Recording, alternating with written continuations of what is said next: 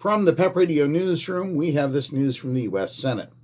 Senate Republicans on Wednesday succeeded in blocking a bipartisan resolution that would have required President Donald Trump to seek congressional approval before taking additional military action in Venezuela.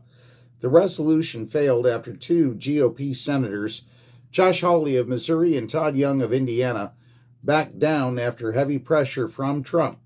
The two lawmakers cited assurances from Secretary of State Marco Rubio that there are currently no U.S. troops inside Venezuela, and the Trump administration has no intention of taking more military action against the Latin American country following its capture of Venezuelan President Nicolás Maduro. The Secretary of State said to me, "I can tell you, you're not going to do ground troops," Hawley told reporters on Capitol Hill. And I said, well, you can follow the promise, the relevant promise, to follow the relevant statutes in the Constitution, and his commitments were terrific. Last week, Hawley and four other Republican senators crossed the aisle and voted to advance the resolution on Venezuela under the War Powers Act, which requires congressional approval for the use of force of military troops abroad.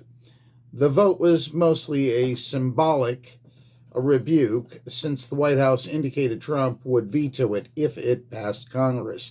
But Trump was furious with the five GOP senators anyway, lashing out at them in a social media post and again over the phone. Trump said that those Republicans should never be elected to office again after they voted with Democrats to limit his powers.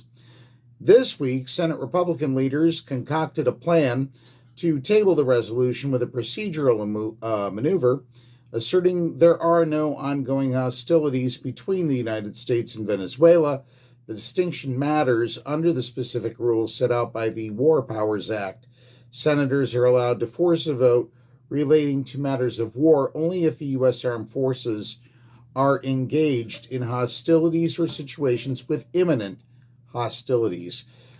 An argument that the Venezuela campaign is not imminent hostilities is a violation of every reasonable meaning of that term, Senator Kaine, the Democrat from Virginia, said Wednesday, citing U.S. airstrikes against suspected drug smugglers in the region and the U.S. naval blockade of Venezuela. Nevertheless, a point of order against Kaine's War Powers resolution was sustained in a 51-50 vote on the Senate floor Wednesday, with Vice President J.D. Vance breaking a tie.